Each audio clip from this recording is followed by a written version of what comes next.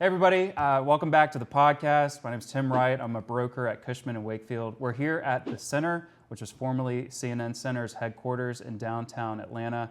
I'm joined by my good friend Ryan Howard. Ryan is over all construction for CP Group, which is the owner of the building now. They have some really big plans for this asset, along with some other iconic assets in Atlanta. And that's really excited for the conversation today. Before we get into that, though, I got to give a shout out to USA Cabling.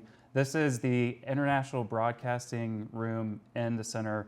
And when CNN moved out, they cut a bunch of wires. And our buddy Ryan here said, you know, you can use this studio if you can get it up and running. We've spent hours working on this, getting it up to where it's at now. We got the screens running, we got the lights in the back, got the lights overhead. Really have a state-of-the-art playground here. And I'm going to give a specific shout out to Danny Pratt, who is with USA Cabling and can problem solve a bunch. So if you have any low voltage needs or AV needs, you should give him a call in USA Cabling. But with that, that's enough commercials for the start. We can just dive in. Ryan, welcome to the pod. I guess we can start off with like who you are, where you grew up, where you went to school. How'd you get to this position where you're managing, I don't know how many million square feet of projects now, but depends on what day you ask. I guess, yeah, that's it. Just let it rip, man.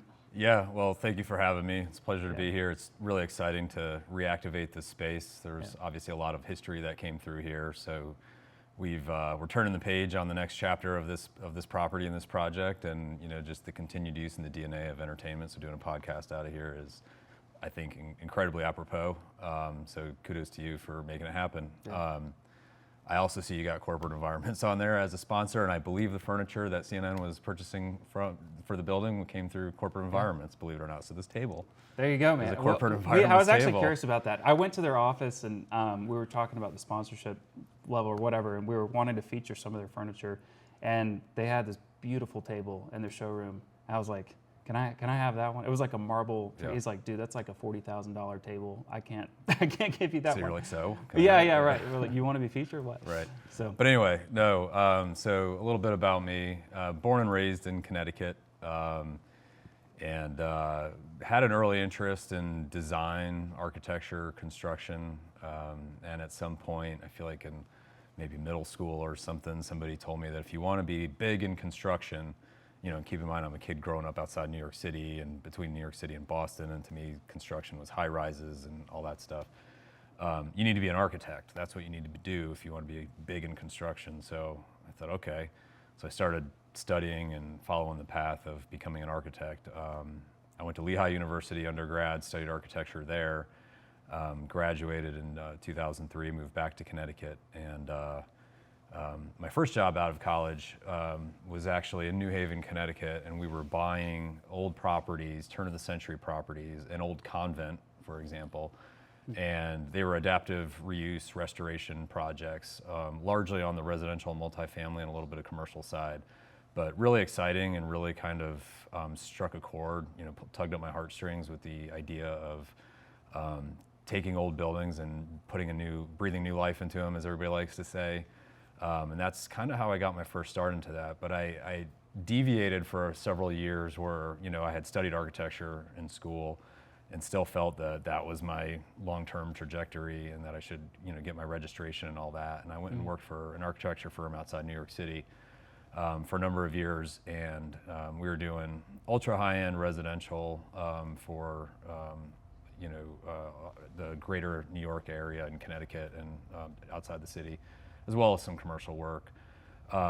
But in 2008, my family decided to move to Atlanta for a variety of personal reasons, including having a lot of family on both sides down here and really just enjoying the city. Mm-hmm. And we had made that decision in 2007, not knowing what was coming in 2008 necessarily. Yeah. And here I am in the design construction world, coming to Atlanta with no professional network and hardly any social network, and our industry just completely bottomed out. So that was fun. Hey guys, I just want to take a second and thank our sponsors for today. Our main sponsor is SHR, or Songy Highroads. David Songy was one of our guests a couple months ago and really brought an incredible story about his career. Songy Highroads is a commercial real estate development company that has done almost $3 billion in developments. A couple projects that you might know here in Atlanta is the Hyatt Centric right behind Lenox Mall. There's also the Howell, which is a brand new apartment complex. And the most exciting project that they're working on is the expansion to the Savannah Convention Center. We're really excited to go down there probably early next year to show you guys what's going on, but they've broken ground. It's almost a $400 million project. It's been in the works for almost 10 years and very excited. So if you have any development opportunities or you want to learn more about them, please visit songyhighroads.com. Again, that's songyhighroads.com. Now back to the show. Do you have any kids or anything? I do. I have a 15-year-old daughter and a 10-year-old son. Okay, so no kids at that time? No, my daughter was born Okay. here. Yeah. We got married up in Connecticut, but we moved down here shortly after. So, but yeah, during the great financial crisis, the GFC, it was like, well, now's a great time to go back to school and finish that dream of becoming an architect. So I went over to Georgia Tech, sat with the College of Architecture, the dean at the time, and at some point in that conversation, after I did a lot of talking, I imagine he said, I really feel like I need to introduce you to the School of Building Construction. And I said, the what? Coming from the Northeast, that wasn't a common, it wasn't widely known. Down here in the Southeast, it's a very known track in a lot of the schools. So I did that. I went over, I spoke to the BC program, and then long story short, I ended up getting my master's in construction management from Georgia Tech, graduating in 2011, doing the night program. And market was still very tough during that time. I linked up with a very small general contractor here, doing again a lot of large, high-end custom home building, ultra modern stuff, and then retail and light commercial work. But then just as the journey continued to move, found myself over at HD Supply in 2012. Working on as essentially owner's rep in the real estate group, and the real estate group over there at that time was a kind of turnkey, end-to-end, everything from real estate strategy and transactions, lease administration, all the way through property management and construction for both owned and leased assets. So I was there for just shy of 10 years, ultimately leading the corporate real estate group for the last several years. But a lot of things changed, and when I was at a point in my career where I was really starting to think about, what my next chapter was going to look like, and the universe listens. And interestingly enough, HD Supply was a tenant of Crocker Partners, which was the predecessor brand to CP Group. Yeah. So I got to know Chris Ekus and Scott Barr and Yvette Turner and a lot of the folks on the team. Yeah. And stayed in touch professionally over the years. And then, just through our professional network, they were realizing after acquiring this project, Bank of America, several others, that the need for somebody who understood, large-scale project management for commercial assets was a blind spot in the company, and needed that capability. So lo and behold, in early 2022, I made the decision to make the transition, and it was when you're at the stage of your career and you have a family and children and all the things, it's never easy to make that kind of change. It definitely doesn't help when it's in the commercial real estate world and the Fed decides to start moving rates up, and capital markets go sideways, and the future of offices comes into question. But interestingly enough, and because I spent a lot of time talking with Chris and understanding how CP Group operates and how we underwrite projects and all the things, and I felt comfortable that it was going to be okay, and it has proven itself to be just that. Not to say that it hasn't been perfect. I mean, I don't think anybody in this space has made it to this point unaffected, right? We've had definitely our roller coasters on a lot of the assets and stuff, but we feel like we've turned the corner. Seems like the market's turned the corner, and it's great because for the projects that we're here to talk about today, it just, sets a really good trajectory for the next several years, right, and our ability to go execute. So I kind of feel like in some respects, it's almost like we're at the ground floor on a lot of these projects, and it's only up from here. So yeah, really excited to talk about them. Yeah, excited to hear about them. Hey guys, I just want to take a second and thank our sponsors for today's episode. This episode is brought to you by Corporate Environments, Georgia's leading full-service commercial furniture and workplace solutions partner. Whether you're building out Class A offices, retrofitting co-working space, or planning large-scale tenant improvements, Corporate Environments brings deep expertise in future design and specification, architectural solutions, project management, delivery and installation, and more. They're known for delivering turnkey solutions that help your properties stand out and your client's space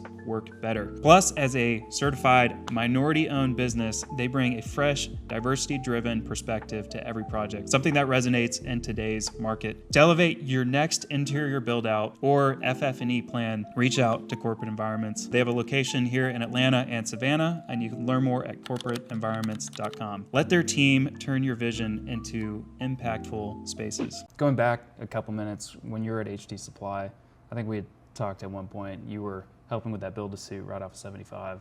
And I guess y'all were at Cumberland Center too. Yep. You were there for, I don't know how long, probably a good while.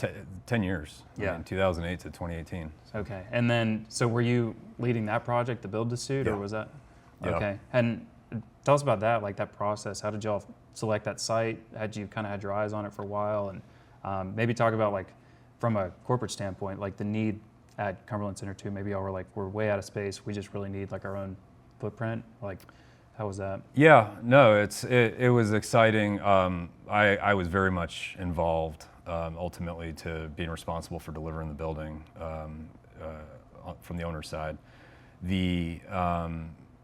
the time, HD Supply was spun out of Home Depot in 2007, 2008. The HD and the HD Supply brand comes from Home Depot. Yeah.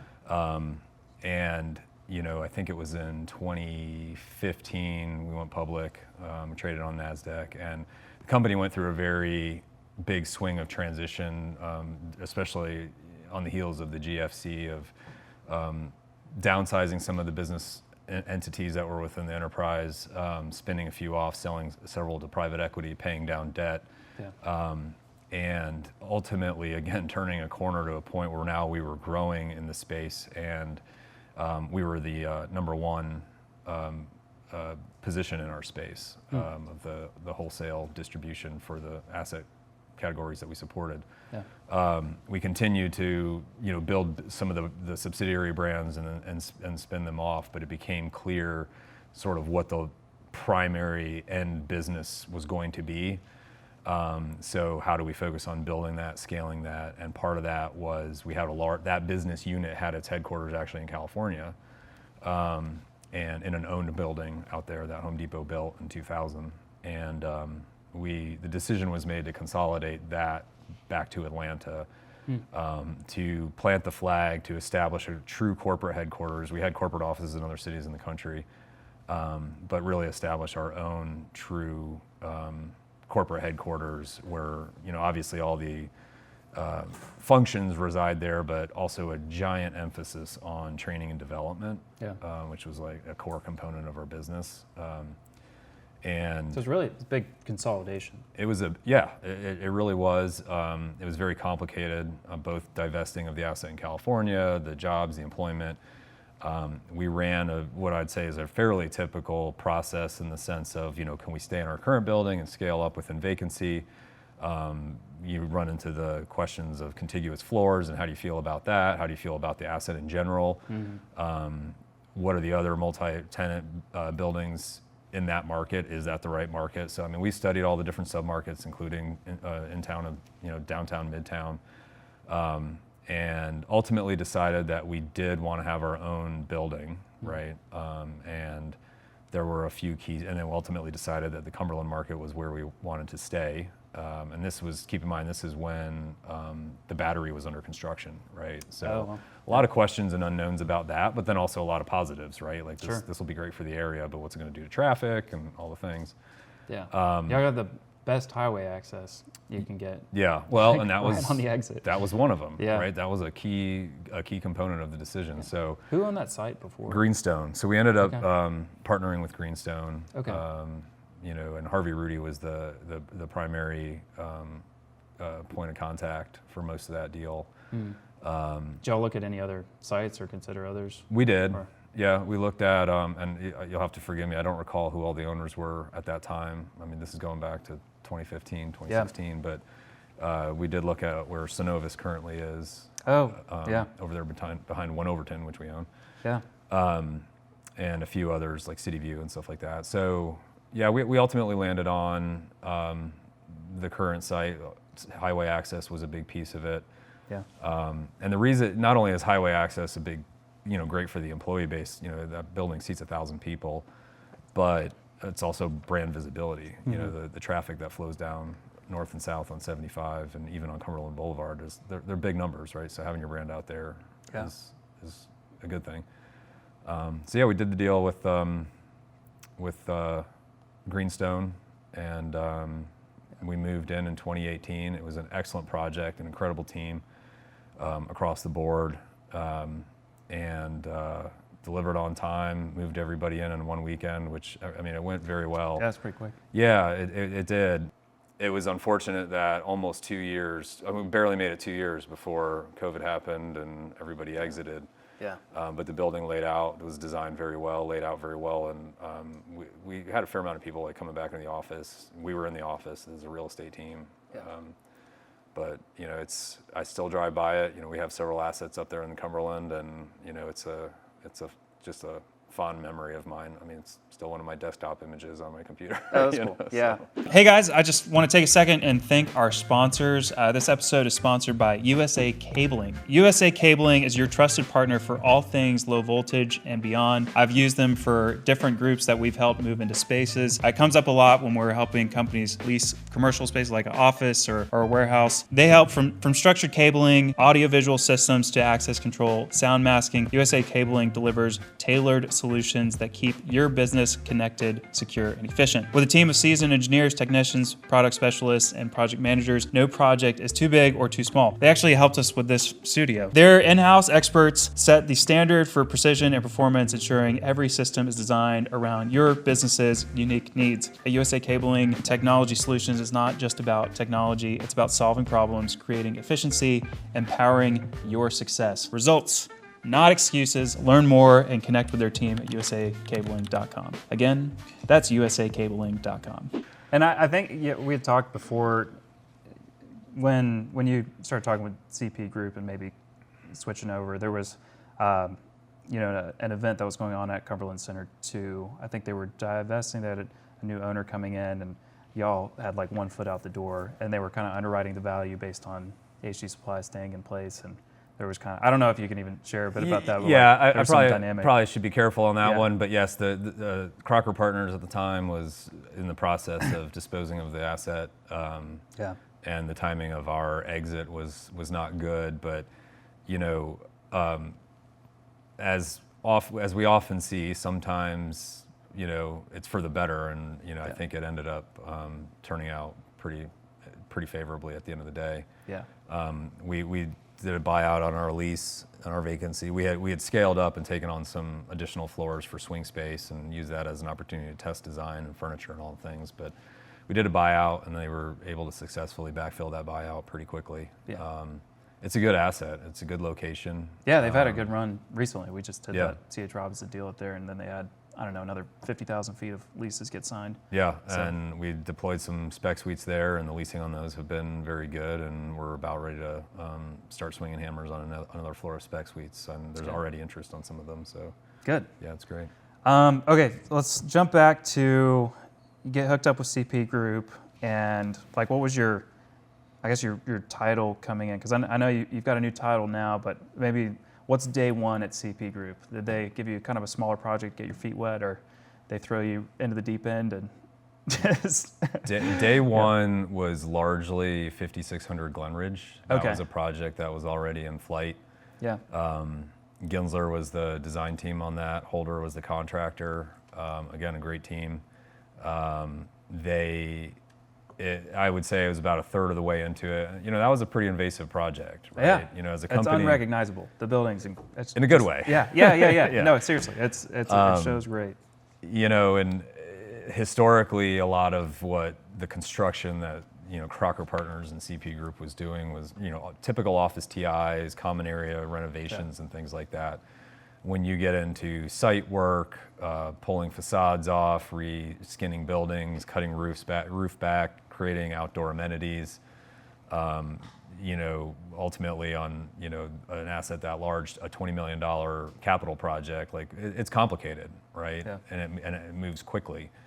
I came in, I plugged right into that right away. I mean, projects like Bank of America Plaza and the center, we were very much on the leading edge of just concepts and designs at that point, but 5600 Glen Ridge was, the train had left the station and it was fully underway. So day one was, hey guys, I'm headed to the job. So yeah. meet up with the team and, get plugged in. So, but it's interesting. I'm in my mid 40s and I guess I never expected that at that point in my career I'd find myself in a place where I would be learning so much, that's relevant to my career. We think when we get to a certain age that you're subject matter expert and all the things, and on one hand it was very intimidating, right, and on the other hand it was very exciting. And we were traveling yesterday with a small group of us, and one of the guys on our team who recently joined, I was explaining, I was just like, I was explaining that exact situation. And I said, it's just, where I feel I am today with my knowledge of this industry versus where I was 3.5 years ago, 4 years ago. Yeah. What do you think the knowledge gap, was it more of like how the leasing world works, or was it like build outs, or? No, it was more on the acquisition, underwriting, essentially the financial management of large commercial assets. Yeah. I could see there's a version of that where when the economy, the market, all the indicators are green and positive, where it's a lot different and less conversation. But when you're in survival mode and you're pushing boulders up a hill and all that, like it's a lot different, right? And I think about the young generation that we all mentor as they come out of college, or they're in college and coming out of college. You can exit into your professional career when things are amazing, and that kind of sets your expectation for the rest of your life. Right. Or you can start your career when it's not, and you learn, and I almost, as hard as it is, and probably as underwhelming or frustrating as it can be, I would, the young people coming out and who have lived through these years and survived and learned from this they're just going to be leaps and bounds in a different place, as they hit their 30s and 40s in their career, right? So it's yeah, man. There's that. I guess I'm also thinking, like, from learning, you're switching your hat from a facilities, like a user standpoint, to a landlord standpoint, and it's very, very different. So. It has been interesting to participate in conversations and thought process on lease negotiations, where for so long I did sit on the tenant side and think about how a tenant thinks about things, to now being on the landlord side and how the landlord thinks about things. Definitely understand why brokers are there. Right. Yeah. Bridging the gap. Yeah. So and translating too, right? And we deal with, I worked for a Fortune 500 company that had a corporate real estate team, and everybody on the team had, knew what to do, right? Yeah. We deal with a lot of tenants, and the velocity of leasing right now is largely in the smaller tenant base. Call it, 5,000 to 15,000, or maybe 20,000. Just grabbing some numbers here. And those businesses are not in the, real estate is not a core part of their business, right? They don't do this all the time. They like sign a lease, they move in an years, office, and it's just like, who's your property management contact when the air's not right, But so seeing, and honestly, we genuinely want to, and part of our strategy is like recognizing that they don't do this all the time. So how can we make it as easy as possible for them? Spec suites being part of that, right? Like, this is what you're going to lease. You can see it, right? Yeah. And you could be in it relatively quickly, not wait for a design and construction timeline. So, no, those are brilliant. business model. Yeah. Okay, so back to here. So we're at the center, and y'all acquired that. I think it was summer of 23. 21. 21. Okay. Yeah. And they did a 3-year sale leaseback. Correct. And that wrapped up last April. Last June. Last June. Okay. So my timeline's a little off, but That's right. yeah. Yeah. Okay. So 2021. So you're coming up on like 4 years in this building. Mm-hmm. You've done a really comprehensive demo on the first 2 floors, Yeah. as we've seen. You ripped out the world's largest escalator, and you got some big plans here. What's on the docket right now? Yeah, well, and you make that sound so easy to get to where we are. There's a lot of plan. I know y'all were pretty shy about making any statements at first, but well, it's a couple things, and I'd like to at least address it. Is one, when we acquired the building, we underwrote the building. The market in the world was very different, right? Yeah. And a lot of things changed, so you have to react to that, right? Yeah. So we're spending time doing that, 21, 22.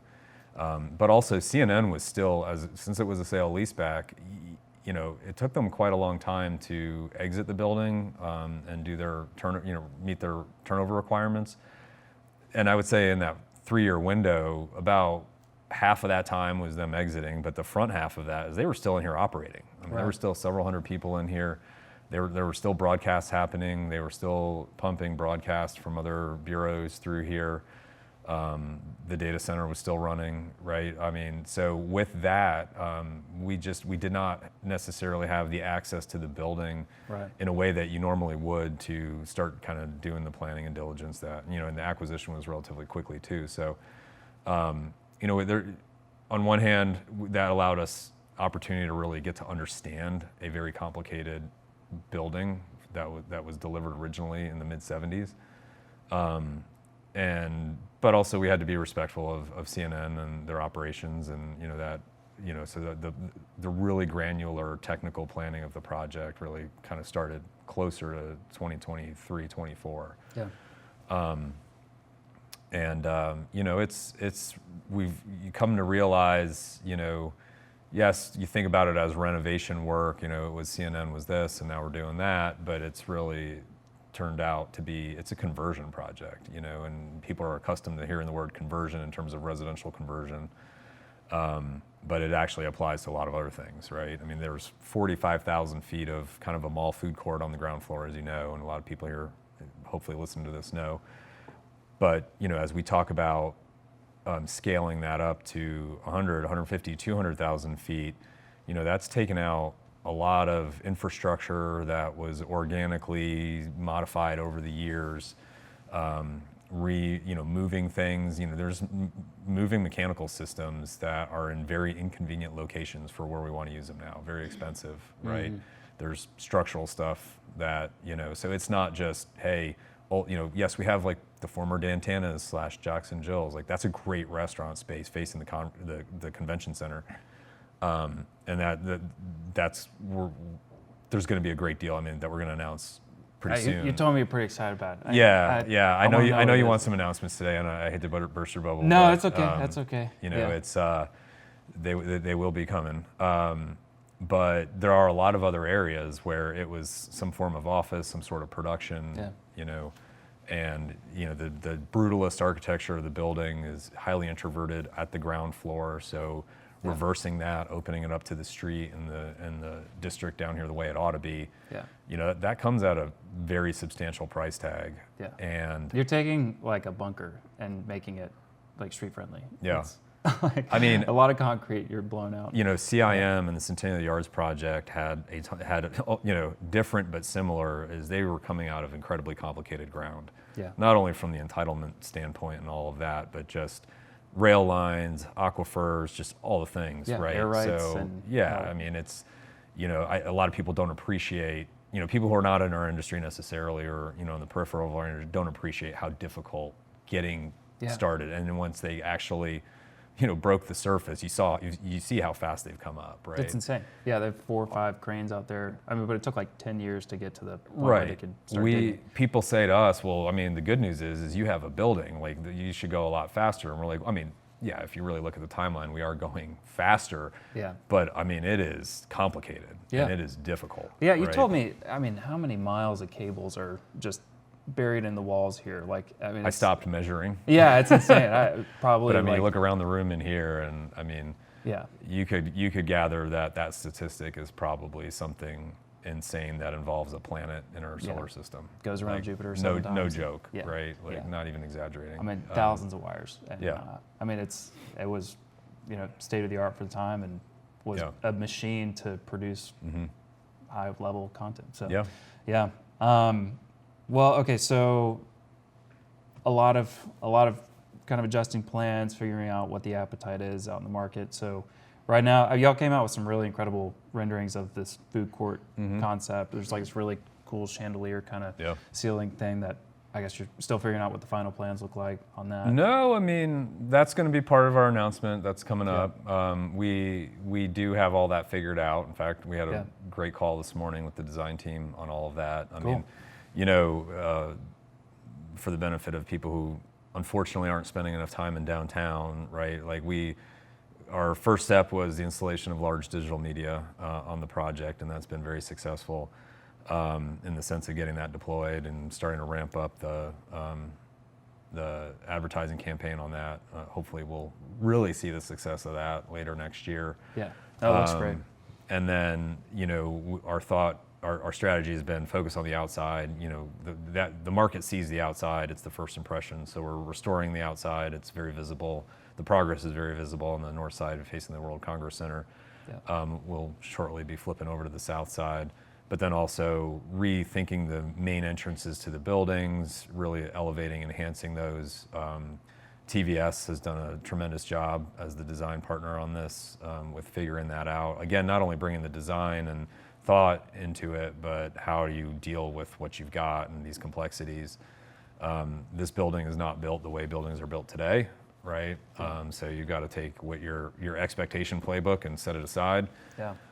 You were telling me the other day you found like a hidden stairwell behind some door wall or something. I literally have walked this building, I can't even tell you how many times, and I have tried to open every door, and it still amazes me that every once in a while we stumble upon something, and we opened the door, and there's a stair that goes to nowhere.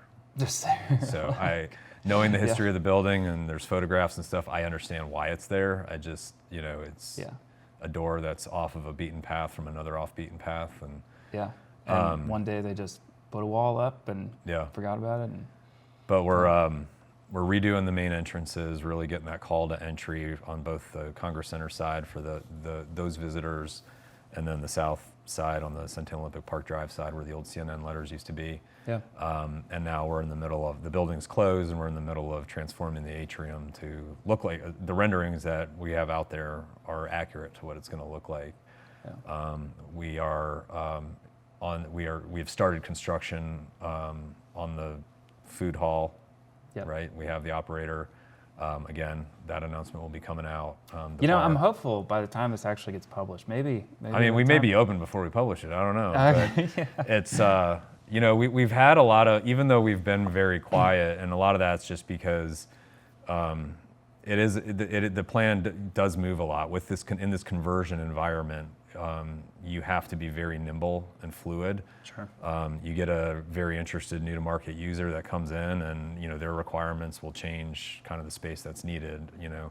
So I will say this, that for the 200,000 feet of retail that we are expecting to bring to market, we are very far along in over 100,000 feet of awesome users, right? That's great. So that's post LOI. Some of those are signed. Some of those are on the verge of being signed. So the market fire has caught, and we're just working.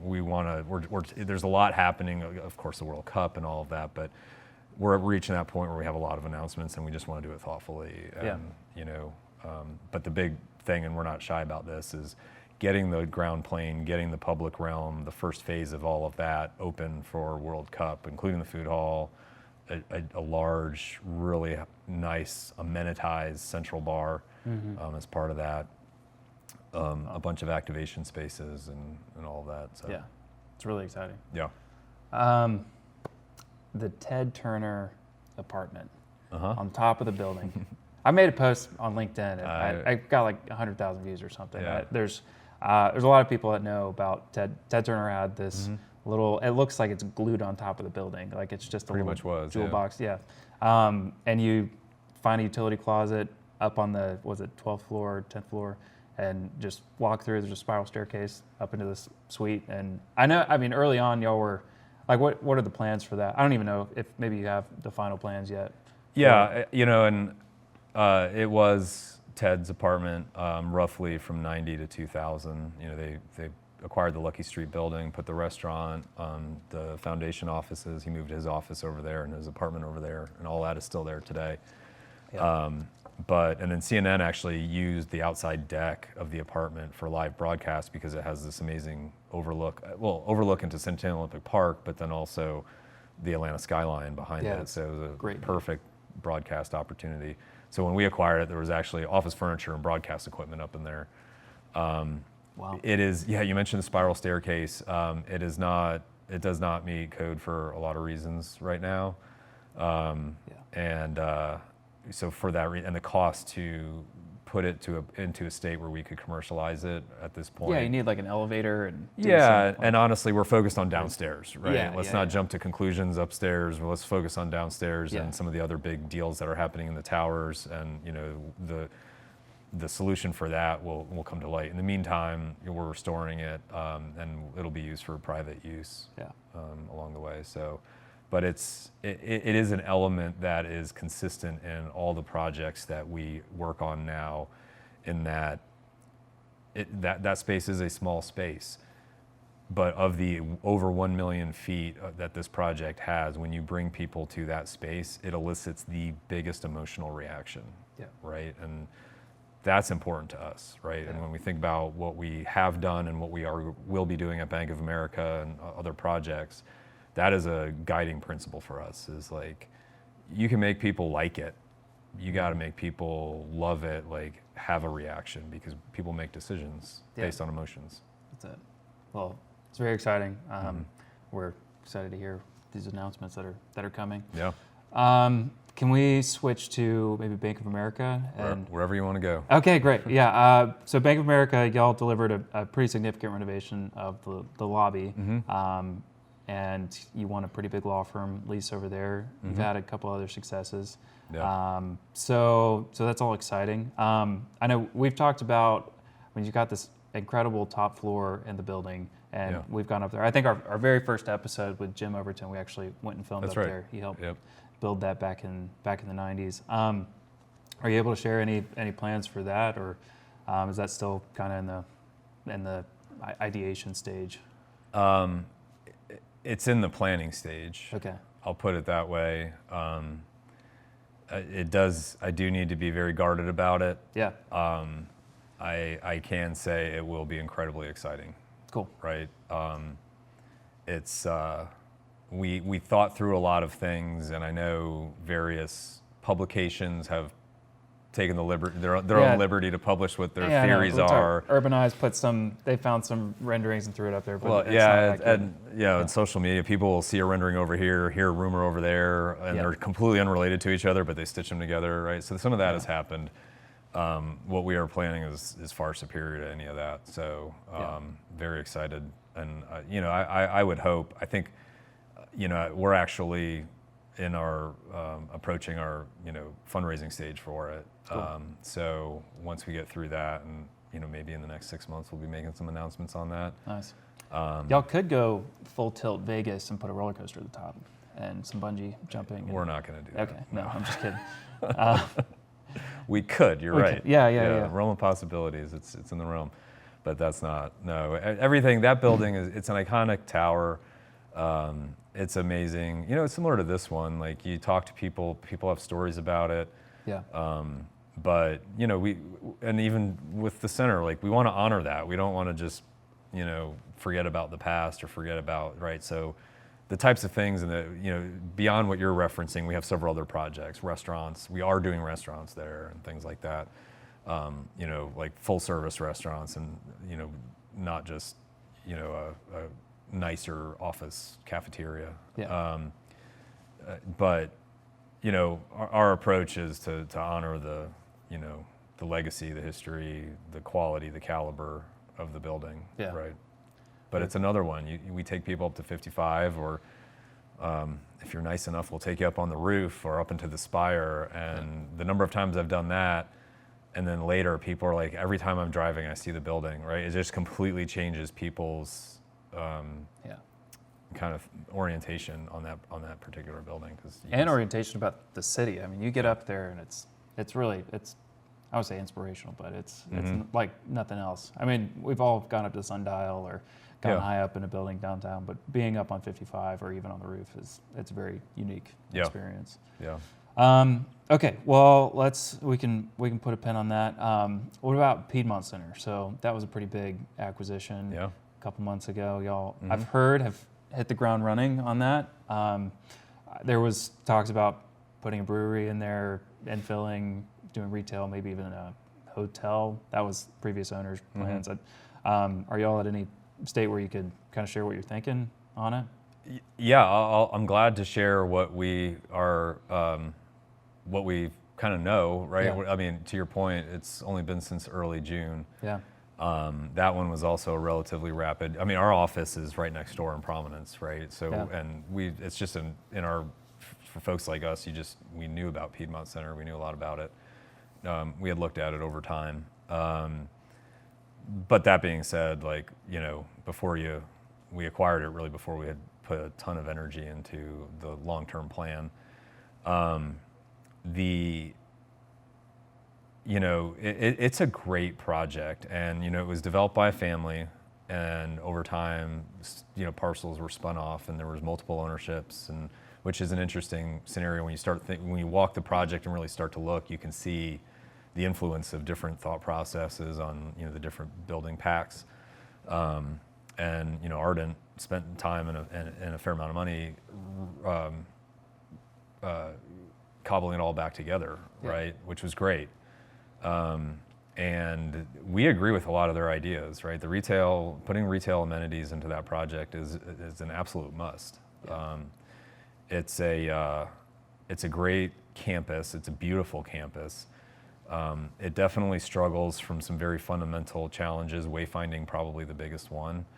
You can tell people go north on Piedmont, take your third entrance, go to the fourth building and get to the sixth floor, and they're like, wait, what? Yeah, right, right. And then not only that, it's not like you can drive in and just get from here to there, and circulation is logical. So we don't have the answer just as I sit here today, but we are spending a lot of time, and I expect we'll be spending a fair amount of capital to do what we can to mitigate that. Yeah.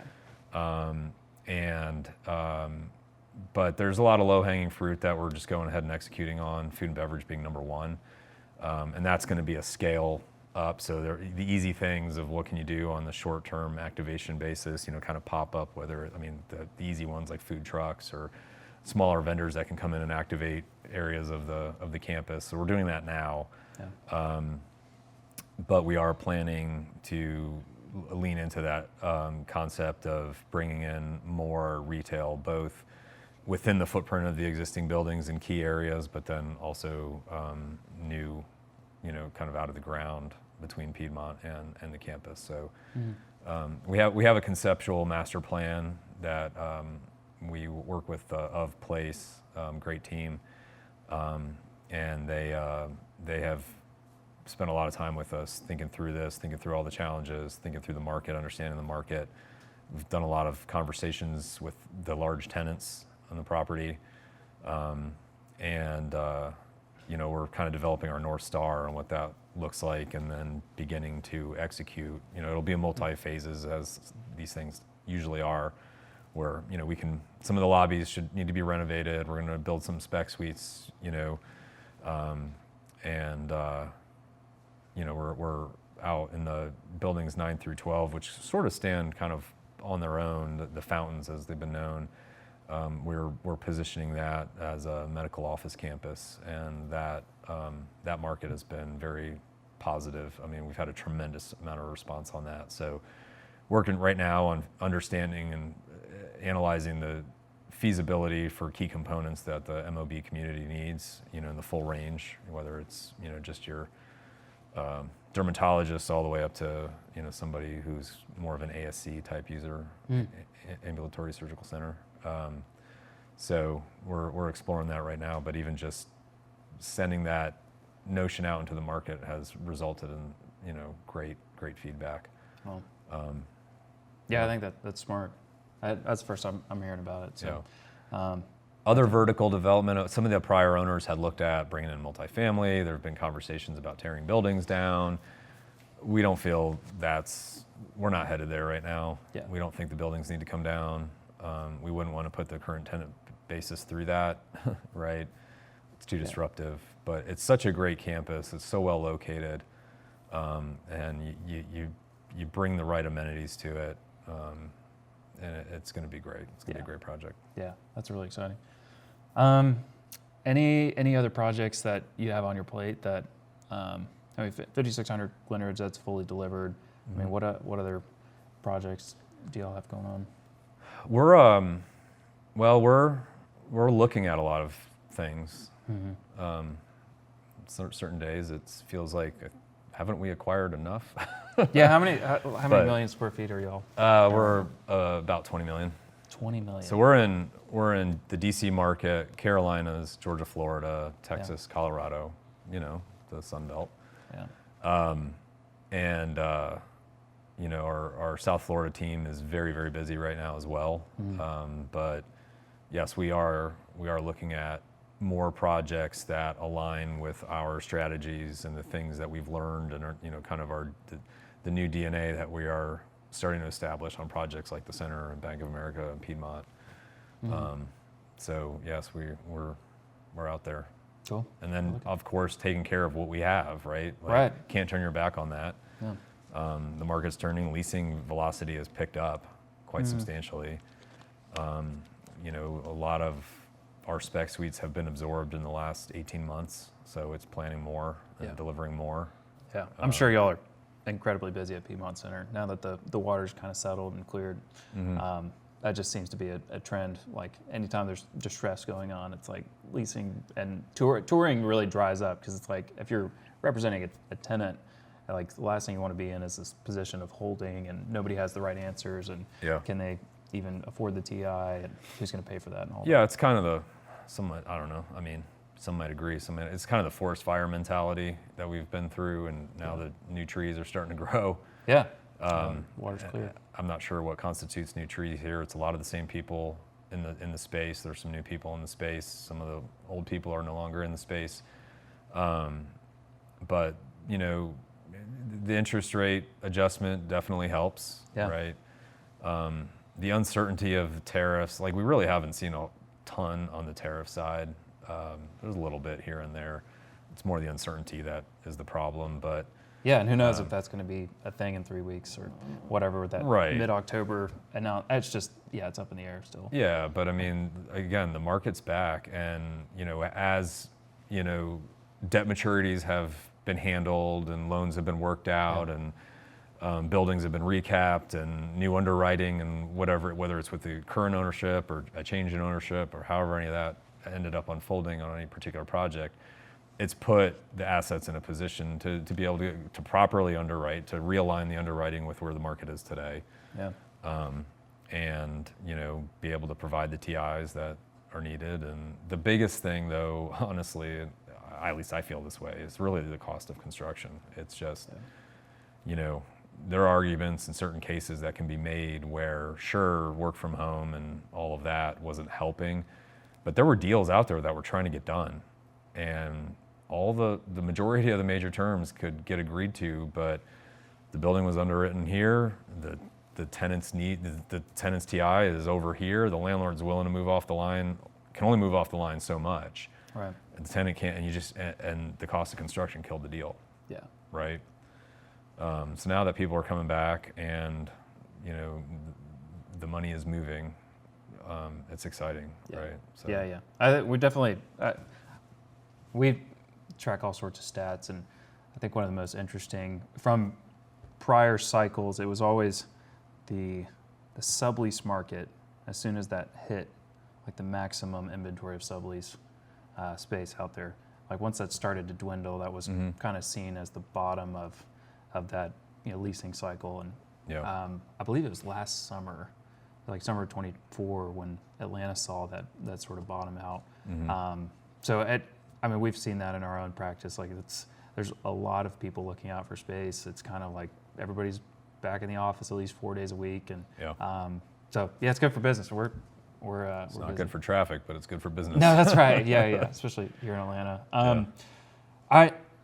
You are, I'd say, one of the leading experts on the center here, and I guess the Omni from what it was at the beginning. I'd love to, if you can take us through kind of the process of how this building came to be. And sure. I know you've got a lot of knowledge on the air rights and the Tom Cousins layer, and everybody's seen the Sid and Marty Krofft sort of stuff. But what was going on here when, maybe even go back to Omni Coliseum, like before that even built. I'd love to hear your kind of story on it. Sure, and I'll disclaimer it of saying I've learned all this. I never went to. There was no library to go to sit down and fully research.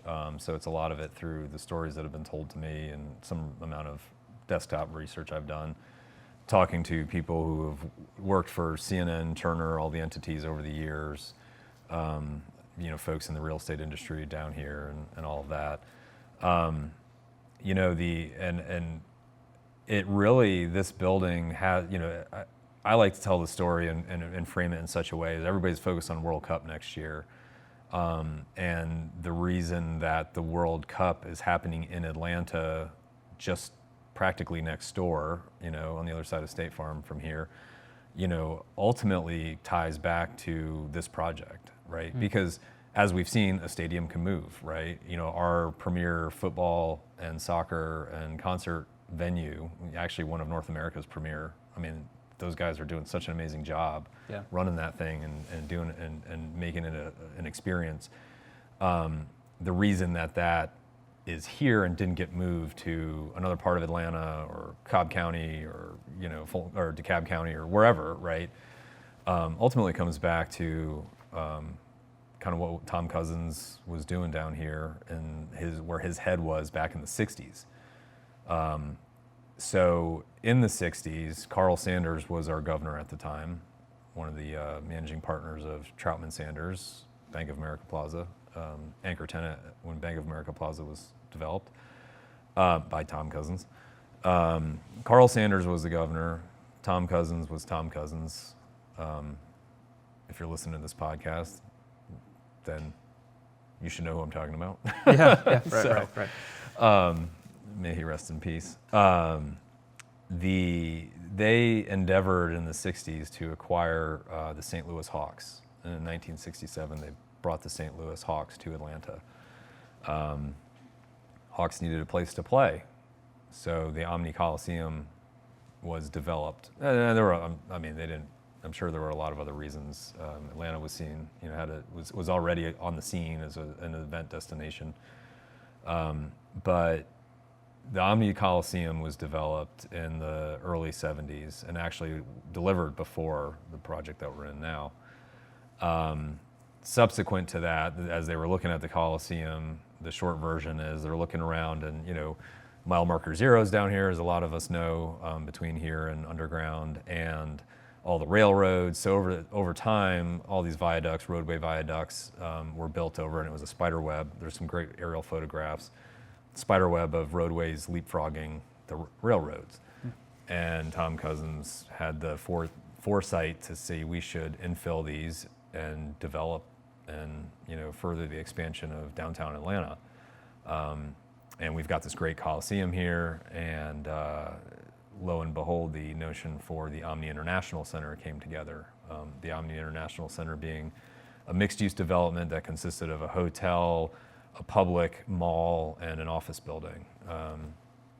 We are sitting in the Omni International Center. So that became one of the first, after the Omni Coliseum, one of the first very notable development projects down here, and the first phase, Building A of the Convention Center. If you look at both buildings, very similar architecture, designed by TVS, who subsequently put their offices in here.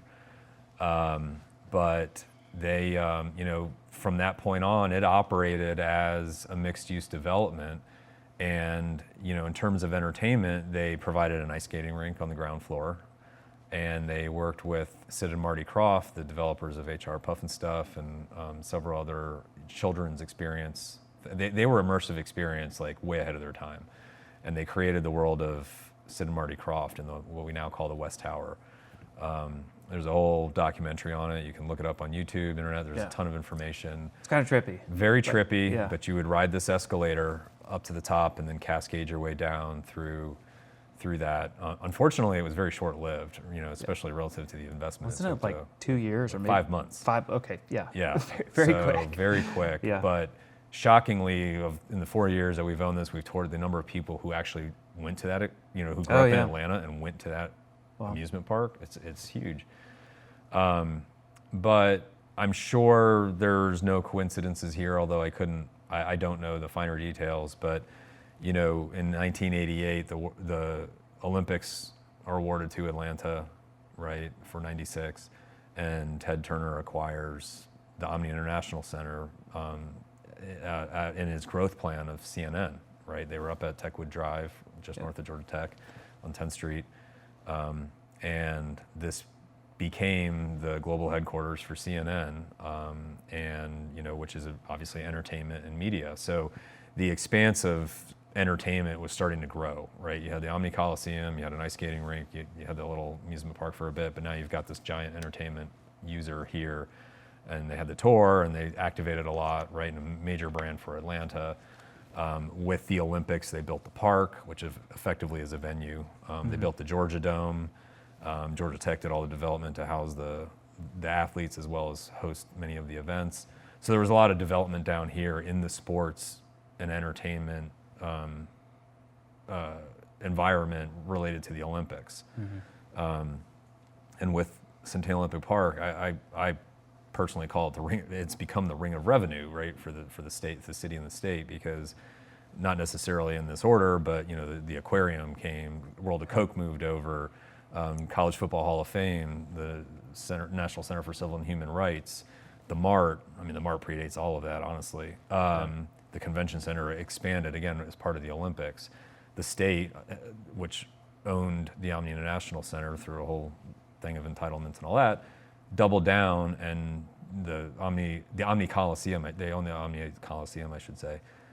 The Omni Coliseum was fraught with issues, and it was determined to just replace it, right? So they tore it down and they built Phillips Arena in the 90s. After, I think it was before the Olympics, actually.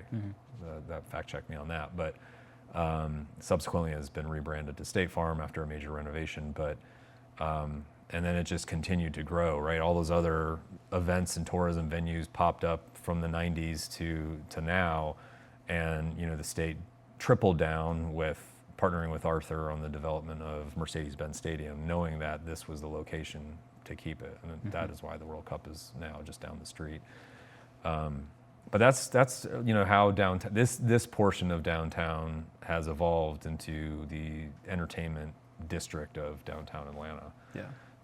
That being said, it's lacked in a lot of ancillary infrastructure that needs to be there to support everything that's happening down here. And it's still shocking to us that people who live and work in Atlanta, people in our, even in our municipal and state governments, and residents and visitors just don't actually understand the energy that exists here today. Yeah. When CIM hasn't delivered Centennial Yards yet, we haven't delivered this yet, South Downtown hasn't delivered, none of the projects that are underway now, that are finally underway, have delivered, but the potential energy that's in here is staggering. The foot traffic, the numbers are incredible. It really is. I mean, I've been blown away here. We've been working on the studio, like Danny and I, we went and got lunch, and we've been taking that little sky bridge out, and just every day there's been, a big line of people outside of State Farm for concerts and games or whatever, and you just don't realize. Like being here, just doing the daytime kind of work, your sort of routine, you forget that there's world-class entertainment happening down here almost every night. Like there's something big or like some convention that's happening. So it really is. I've been impressed just like how many people are walking around. Well, and I gave kudos to Mercedes-Benz team, the MBSE team on what they've done with, but I mean, the State Farm Hawks team, they've done a phenomenal job too. I mean, they've had or are having, from what they tell us, the busiest season ever. Wow. You know, and only a portion of that is basketball. I mean, basketball's not even right. There's concerts, and, comedians, so and all that. and we see it, right? I mean, I come in here and I'm like, why are there? It's Tuesday. Why are people lined up on Centennial Olympic Park Drive outside of Gate 2? Like, do they have what are jobs? they doing? Yeah, right? It's like 1 o'clock on a Tuesday. They've paid their money and they're waiting for the show, right? So. And when we've worked with, like Fanatics and, done pop-up and activations in our atrium, related to some of the events that have happened at State Farm, because we have that connectivity through Gate 1. Yeah. And I remember the first time I think it was a WWE event, Fanatics was setting up and it hit social media. I mean, they didn't put it out there, but it hit social media that they were there with all their merch. Yeah. They were opening on Friday. On Wednesday, we had to ramp up security and just because people were starting to come in here, right? Wow. So yeah, the energy down here is crazy. It's just it needs a better ecosystem to really support it. Get people. I can't take credit for this. I can't remember who I read the quote from. Somebody here in our city said, we need to get people to linger, not leave, right? And that's absolutely correct, right? That is, you couldn't. It can't be stated any better. There really haven't been any options to do that until Right. now. And now we have 82 options that are going to be delivering here in the next 12 months. Yeah, I mean, So. I don't want it. Part of me wants to hit the fast forward button and get this over with. Yeah, right. It's challenging. It's Yeah. definitely a lot of work, a lot of hard work. But at the same time, this is an incredible experience, and need to enjoy it, good times and bad, because it's going to be good and transformational. So yeah. Before we wrap up, I had 2 questions about the kind of CNN story, or the center's story. So when the Omni was built, you said TVS was here. Like, I'm curious, do you know any of the other tenants, or Metro Atlanta Chamber was here. Okay. Yeah. And then they had their own building down the street. Was that even before they had their own building? They were I here? think so. Yeah. Okay. I think so. And anybody else? Was it like a pretty empty complex? Or I've always been curious, what the office, That's a good occupancy question. There have been some folks over the years that have said, my office was here, but it wasn't. But I think it was mostly smaller tenants. Got it. Some of the folks at TVS that are there today worked here. Yeah. Right? No, They I've could met one or probably two. tell you. One of the more notable tenants was Burt Reynolds. Oh, really? Burt Reynolds had a bar here called Burt's Place. Yeah. It's actually, I'm pointing, but it's on this floor, a couple column bays over from where we're sitting. I finally found some photographs of it, limited. He had a almost like stained glass portrait of himself as the dance floor. Yeah. Pretty. Yeah, send me that. We'll throw it on the final. Yeah.